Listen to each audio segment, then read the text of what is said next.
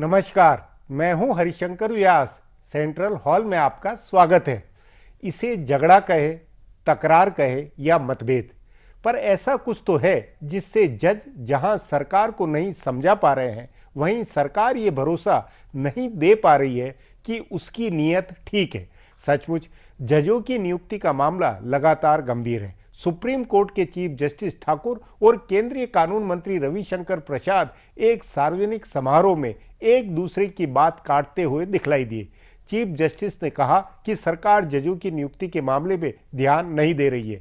तुरंत इस पर कानून मंत्री ने कहा कि सरकार सारी सुविधाएं मुहैया करा रही है। इस साल कुल 120 जजों की नियुक्ति हुई है, जो अब तक का दूसरा सर्वोच्च नियुक्ति रिकॉर्ड है। जस्टिस ठाकुर ने कहा कि सुप्रीम कोर्ट से रिटायर होने के बाद जज ट्राइब्यूनल प्रमुख बनने को तैयार नहीं होते, क्योंकि सरकार न्यूनतम सुविधा के नाते मकान मुहैया नहीं करवा पा रही। अदालत कक्ष है लेकिन जज नहीं है।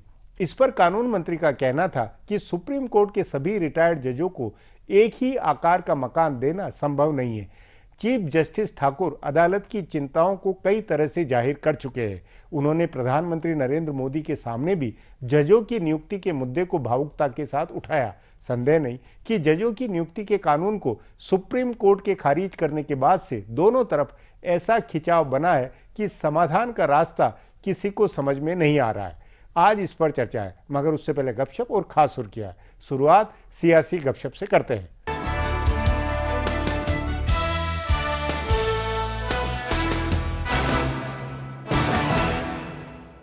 भारतीय जनता पार्टी ने 2 प्रदेशों में नए अध्यक्ष नियुक्त किए हैं। अब कांग्रेस की बारी है। कांग्रेस के जानकार सूत्रों के मुताबिक अगले कुछ दिनों में 3-4 राज्यों में नए प्रदेश अध्यक्ष नियुक्त होंगे। दिल्ली में भी प्रदेश अध्यक्ष बदला जाएगा, लेकिन उसमें अभी समय लगेगा। अगले साल अप्रैल में दिल्ली नगर निगम का चुनाव होने वाला है। उस समय तक अजय माकन ही कमान संभालेंगे। चूँकि भाजपा ने पूर्वांचल के वोटों के लिए मनोज तिवारी को कमान दी है, तो कांग्रेस की नजर भाजपा के पुराने पंजाबी और वैश्य वोटों पर है। बहरहाल भाजपा के बाद बिहार में कांग्रेस के अध्यक्ष बदलने की बारी है। प्रदेश अध्यक्ष अशोक चौधरी अभी दोहरी जिम्मेदारी संभाल रही हैं और उन पर राहुल गांधी का भरोसा बना हुआ है। बताया जा रहा है कि वहां उनकी पसंद से नया अध्यक्ष नियुक्त होगा। आधा दर्जन सवर्ण नेताओं के नाम अध्यक्ष पद के लिए चर्चा में हैं। झारखंड में कांग्रेस के प्रदेश अध्यक्ष सुखदेव भगत के खिलाफ पार्टी के कई नेताओं ने मोर्चा खोला है। पार्टी के जानकार सूत्रों के मुताबिक अगले साल के शुरू में नए प्रदेश अध्यक्ष की नियुक्ति हो सकती है। बताया जा रहा है कि किसी गैर आदिवासी नेता को अध्यक्ष बनाया जा सकता है। सुबोध कांत सहाय से लेकर आलमगीर आलम और मनोज यादव तक के नाम की चर्चा है। महाराष्ट्र में स्थानीय निकाय चुनावों में कांग्रेस की हार के बाद प्रदेश अध्यक्ष अशोक चव्हाण के खिलाफ मोर्चा खुला है। पार्टी में नए अध्यक्ष के नाम पर विचार हो रहा है। मध्य प्रदेश में भी कांग्रेस अध्यक्ष बदला जा सकता है। संसद के शीतकालीन सत्र के कारण उत्तर प्रदेश की राजनीति ठंडी पड़ी है। ज्यादातर पार्टियों के नेता संसद सत्र में व्यस्त हैं। कांग्रेस ने जिन नेताओं के हाथ में प्रदेश की कमान सौंपी है, वे सभी लोग सांसद हैं। चुनाव प्रभारी गुलाम नबी आजाद, प्रदेश अध्यक्ष राज बब्बर, चुनाव अभियान समिति के प्रमुख संजय सिंह और संयोजक प्रमोद तिवारी चारों सांसद हैं। कांग्रेस के सबसे बड़े प्रचारक राहुल गांधी भी सांसद हैं और सोनिया गांधी की सेहत ठीक नहीं होने के कारण संसदीय राजनीति वे ही संभाल रहे हैं। ऊपर से संसद में नोटबंदी की वजह से लगातार टकराव चल रहा है। ऐसे में कांग्रेस के सारे बड़े नेता दिल्ली में डेरा डाले रह रहे हैं। इसी तरह नोटबंदी के मसले पर केंद्र को घेरने के लिए बसपा प्रमुख मायावती दिल्ली में डेरा डाले हुए हैं। उनके साथ साथ पार्टी के सारे बड़े नेता दिल्ली में हैं। समाजवादी पार्टी के मुखिया मुलायम सिंह और पार्टी महासचिव राम गोपाल यादव भी सत्र में हिस्सा ले रहे हैं, लेकिन उनके यहाँ प्रदेश के नेता अलग है, इसलिए उनका अभियान चल रहा है और मुख्यमंत्री अखिलेश यादव और शिवपाल यादव प्रचार में लगे हुए हैं। भाजपा की 4 परिवर्तन यात्राएं चल रही है, लेकिन नोटबंदी के कारण उस तरफ ज्यादा लोगों का ध्यान नहीं है। कहा जा रहा है कि 16 दिसंबर को संसद का शीतकालीन सत्र खत्म होने के बाद उत्तर प्रदेश में चुनावी सरगर्मी बढ़ेगी और प्रचार में तेजी आएगी। बिहार में महागठबंधन में सब कुछ ठीक नहीं है। मुख्यमंत्री नीतीश कुमार की राजनीति से राजद के नेता बहुत खफा हैं। उनको लग रहा है कि नीतीश की राजनीति राजद को नुकसान पहुंचाने वाली है। शराबबंदी से लेकर नोटबंदी के फैसले के बारे में राजद नेताओं की राय है कि इससे नीतीश की निजी छवि चमकाई जा रही है और राजद को नुकसान पहुँचाया जा रहा है। तभी नोटबंदी के विरोध में ममता बनर्जी के प्रदर्शन को राजद ने खुलकर समर्थन दिया। उसके 2 बड़े नेता रघुवंश प्रसाद सिंह और रामचंद्र पूर्वे ने ममता के प्रदर्शन में हिस्सा लिया। उनकी मौजूदगी नाराजगी में ममता ने नीतीश पर हमला किया और उन्हें गद्दार तक कह डाला। बाद में वे लालू प्रसाद, राबड़ी देवी और उनके बच्चों से भी मिली। राजद के जानकार सूत्रों के मुताबिक नाराजगी के कई कारण हैं। एक कारण शराबबंदी है। इसमें जितने लोग गिरफ्तार होकर जेल गए हैं उनमें से ज्यादातर राजद समर्थक हैं। तभी राजद नेताओं ने इसका विरोध भी किया था। दूसरा कारण ये है कि एक के बाद एक लालू के करीबी नेता जेल में बंद हो रहे हैं। शहाबुद्दीन से लेकर राजवल्लभ यादव, राजद के कोर वोट से जुड़े नेता किसी न किसी मामले से जेल में हैं। राज्य सरकार ने इनको हाईकोर्ट से मिली जमानत का सुप्रीम कोर्ट में विरोध किया और जेल भिजवाया। अधिकारियों के तबादले, उनकी नियुक्ति और विभागीय फैसलों में भी राजद के हाथ बंधे हुए हैं। ऊपर से नोटबंदी पर नीतीश ने नरेंद्र मोदी की तारीफ कर दी है। इन सब से राजद के अंदर नाराजगी बढ़ी है। अब आज की सुर्खियां है, ये लीक से कुछ हटकर है और इनसे देश की दशा दिशा को बूझ सकेंगे।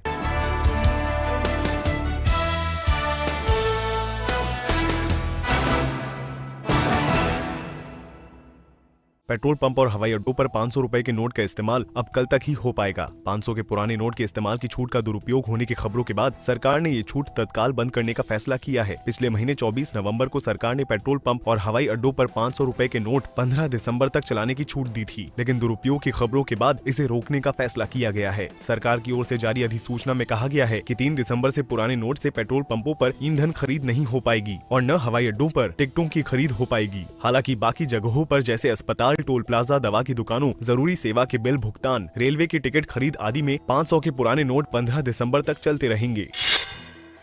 पश्चिम बंगाल की मुख्यमंत्री ममता बनर्जी की सुरक्षा को लेकर संसद के दोनों सदनों में आज जबरदस्त हंगामा हुआ। तृणमूल कांग्रेस के सांसदों ने आरोप लगाया कि उनकी नेता ममता बनर्जी को जान से मारने की साजिश हो रही है। तृणमूल सांसद डेरेक ओब्रायन ने राज्यसभा में कहा कि ममता बनर्जी के विमान में ईंधन कम था। इसके बावजूद कोलकाता में आधे घंटे तक उनके विमान को उतरने की इजाजत नहीं दी गई। उनके इस आरोप पर विमानन राज्य मंत्री जयंत सिन्हा ने कहा कि सरकार इसकी जाँच करा रही है। लोकसभा में विमानन मंत्री अशोक गजपति राजू ने भी कहा कि जाँच के आदेश दिए गए हैं। ममता का विमान बुधवार को 7:30 बजे के करीब पटना से उड़ा था और कोलकाता में उतरने की अनुमति नहीं मिलने से विमान आधे घंटे तक हवा में चक्कर काटता रहा था। प्रधानमंत्री नरेंद्र मोदी पिछले गुरुवार की तरह आज भी अपने मंत्रालय से जुड़े सवालों की वजह से प्रश्नकाल के दौरान राज्यसभा में मौजूद थे, लेकिन विपक्षी सांसदों का हंगामा जारी रहा। प्रधानमंत्री की मौजूदगी में उनके बयान की मांग करते हुए विपक्ष ने हंगामा किया, जिससे सदन की कार्यवाही नहीं चल सकी और सभापति को इसे पूरे दिन के लिए स्थगित करना पड़ा। उधर लोकसभा में कांग्रेस के नेता मल्लिकार्जुन खड़गे ने नोटबंदी का मसला उठाते हुए कहा कि रोज एक नया फरमान जारी किया जा रहा है, जिससे जनता पस्त है और सरकार मस्त है। विपक्ष के हंगामे की वजह से एक बार के स्थगन के बाद ही लोकसभा पूरे दिन के लिए स्थगित कर दी गई। रिलायंस इंडस्ट्री के चेयरमैन और मैनेजिंग डायरेक्टर मुकेश अंबानी ने जियो का इस्तेमाल करने वालों के लिए बड़ा ऐलान किया है। उन्होंने नया साल शुरू होने से 1 महीना पहले ही हैप्पी न्यू ईयर प्लान की घोषणा करते हुए कहा कि जियो के ग्राहकों को 31 मार्च 2017 तक मुफ्त डाटा मिलेगा। उन्होंने ये भी कहा कि पुराने और नए सभी ग्राहकों को ये सेवा मिलेगी। मुकेश अंबानी ने कहा कि कंपनी अपने ग्राहकों को बेहतर सेवा देने के लिए प्रतिबद्ध है। उन्होंने बताया कि जल्दी ही जियो सिम की होम डिलीवरी भी शुरू होगी। कंपनी ने जियो सिम में नंबर पोर्टेबिलिटी शुरू करने का भी ऐलान किया है। उन्होंने कहा कि हर दिन 6 लाख लोग जियो से जुड़ रहे हैं और इसके बढ़ने की रफ्तार फेसबुक से भी तेज है। मुकेश अंबानी ने इस मौके पर नोटबंदी के फैसले की तारीफ की और इसके लिए प्रधानमंत्री को बधाई दी। कांग्रेस उपाध्यक्ष राहुल गांधी का ट्विटर अकाउंट हैक होने के एक दिन बाद कांग्रेस का आधिकारिक ट्विटर अकाउंट हैक कर लिया गया है और उस पर ढेर सारी आपत्तिजनक बातें ट्वीट कर दी गई। कांग्रेस ने इसका गुस्सा केंद्र की नरेंद्र मोदी सरकार पर उतारा है और इसे गिरी हुई हरकत बताया है। गौरतलब है कि बुधवार को राहुल गांधी का अकाउंट हैक करके उससे आपत्तिजनक बातें ट्वीट की गई थी। इस पर कांग्रेस के मुख्य प्रवक्ता रणदीप सुरजेवाला ने कहा था कि ये बेहद गिरी हुई हरकत है और इस तरह से राहुल गांधी को गरीबों की आवाज उठाने से नहीं रोका जा सकता है। फिलहाल अब एक ब्रेक है, फिर खुलासा होगा।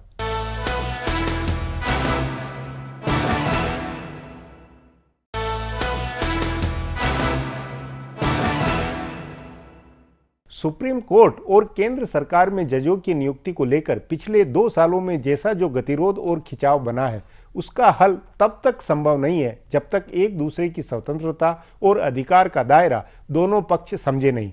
कार्यपालिका जजों की नियुक्ति में अपनी दखल चाहती है तो न्यायपालिका का मानना है कि इसमें सरकार की चली तो फिर उसका दबाव बनेगा, तभी गतिरोध है। इस पर आगे चर्चा करें उससे पहले देखें मेरा ये खुलासा।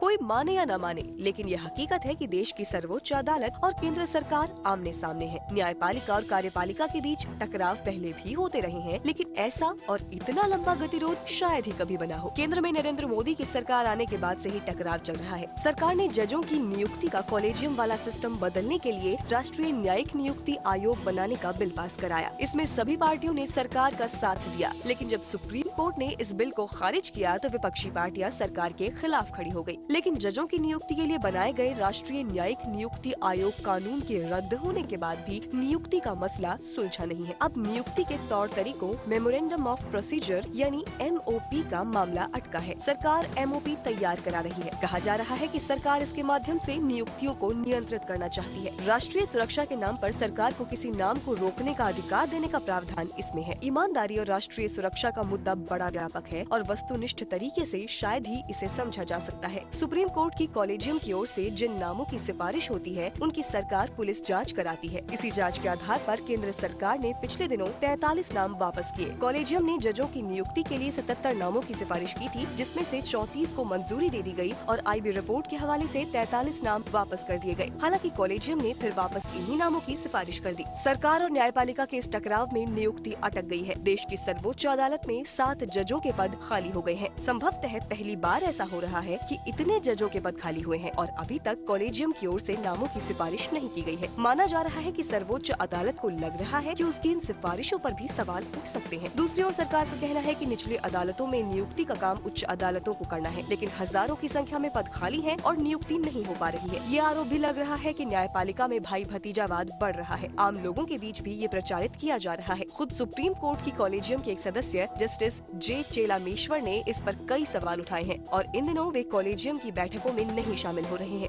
जाहिर है दोनों स्तरों पर अंदर खाने कुछ न कुछ विवाद चल रहा है। बहरहाल इस टकराव के दोनों पक्षों के अपने अपने तर्क हैं, पर इन तर्कों और बहसों के बीच न्यायिक कामकाज प्रभावित हो रहा है। कहाँ तो ये कहा जा रहा था कि अदालतों का जो बुनियादी ढांचा है उस पर 2 शिफ्ट में कामकाज हो, लेकिन अभी स्थिति ये है कि 1 शिफ्ट में काम करने के लिए भी कई जगह जज नहीं है। नियुक्तियों में देरी से अदालतों में लंबित पड़े मामलों की संख्या और बढ़ती जा रही है। न्यायिक फैसलों की गुणवत्ता कमजोर हो रही है और लोगों को परेशानी हो रही है। अब एक ब्रेक है, उसके बाद न्यायपालिका बनाम कार्यपालिका पर चर्चा करेंगे।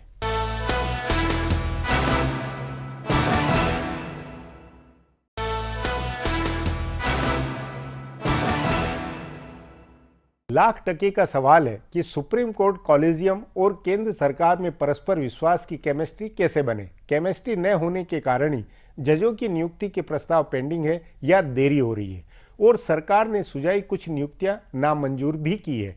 इस मसले पर चर्चा के लिए आज मेरे साथ वरिष्ठ पत्रकार विनीत नारायण हैं।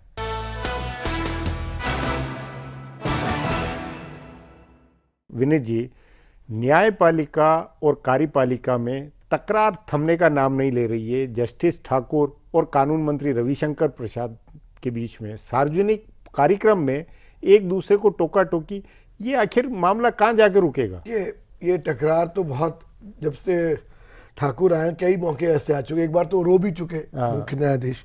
अब उनकी जो पीड़ा ये है कि आप अपॉइंटमेंट पूरे नहीं कर रहे, डिले कर रहे हैं, वैकेंसी है, वर्कलोड बढ़ रहा है, इससे नुकसान हो रहा है नायब। सरकार का एटीट्यूड ये है कि जैसे अमेरिका में होता है और जगह होता है, सरकारें तय करती हैं कौन न्यायाधीश बने। पर भारत की एक बड़ी विचित्र स्थिति है कि एक भी इंस्टीट्यूशन को अगर हम पूरी ऑटोनॉमी दे देते हैं तो वो इंस्टीट्यूशन भारत के लिए, भारत के लोकतंत्र के लिए खतरा बन जाता है। वो चाहे एग्जीक्यूटिव हो, चाहे कार्यपालिका, चाहे न्यायपालिका। अब स्थिति ये है कि एक तरफ हम देख रहे हैं कि हमारी एग्जीक्यूटिव की परफॉर्मेंस नहीं हो रही है। लेजिस्लेचर की हालत हम देख रहे हैं, लगातार इतने सालों से बातें हो रही हैं।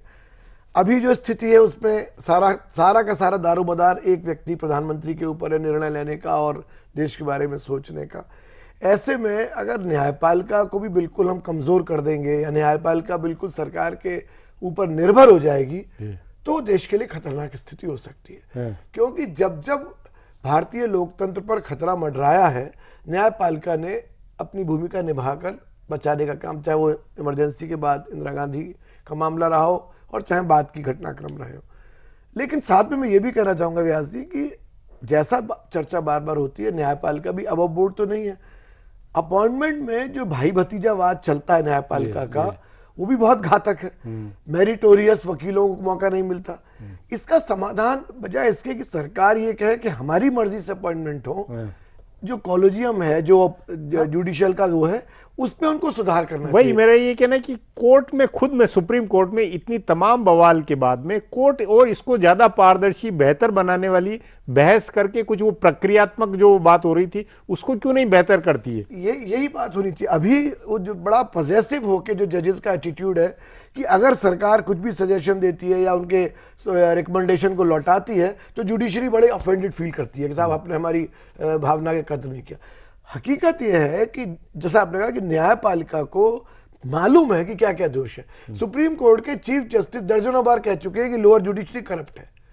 हाई कोर्ट के जजेस के करप्शन के मैटर्स आ चुके हैं, सुप्रीम कोर्ट के जजेस के करप्शन के मैटर्स आ चुके हैं। इस सब के बावजूद अगर आप उसमें सुधार करने को तैयार नहीं है तो उनकी आवाज कमजोर पड़ जाएगी। आवाज कमजोर। और जो होना क्या चाहिए, आप अपनी ऑटोनॉमी बरकरार रखिए, आप अपने तरीके से करिए, कोई आपत्ति नहीं है, पर आप रूल्स तय कर दीजिए कि भाई भतीजा नहीं होगा, सिलेक्शन का प्रोसेस क्या होगा, रिटन टेस्ट होएगा, ट्रांसपेरेंट तरीके से नाम होंगे, वेबसाइट पे नाम डाल दीजिए कि साहब ये नाम सिलेक्शन में जा रहे हैं, किसी को आपत्ति है तो उसके बारे में रिपोर्ट दे। उसको डेमोक्रेटिक बनाइए, उसको पारदर्शी बनाइए, और उस प्रक्रिया से अगर आप जुडिशरी में लोगों को अपग्रेड करेंगे, हाई कोर्ट पे लाएंगे, सुप्रीम कोर्ट में लाएंगे, तो मैं समझता हूं कि न्यायपालिका की गरिमा में बहुत वृद्धि होगी। ये सारा मामला एक तरह से राष्ट्रीय न्यायिक नियुक्ति आयोग का जो गठन हुआ, उसके बाद सुप्रीम कोर्ट में जो सुनवाई हुई, सुप्रीम कोर्ट ने जो फैसला खत्म किया, वो एक प्रक्रिया, एक तरह से नेता बिरादरी, विधायिका, ये कोशिश पिछले 4-5 सालों से रही कि इन पे अंकुश हो, तो उसमें अब किस पर फिक्स करें? सरकार ही ज्यादा दोषी बनती है या विधायिका पर ज्यादा आएगा, या क्या करेंगे? मैं समझता हूं दोनों पर ही है, क्योंकि जब न्यायपालिका को दिख रहा है कि भाई इतनी नाराजगी है, उनके दामन में दाग है, उनकी चीजों के बारे में लोगों को विश्वसनीयता खत्म हो रही है, तो अपने आप को सुधारने का काम उधर से ज्यादा होगा। अगर वो प्रक्रिया होती तो विधायिका कमजोर पड़ती।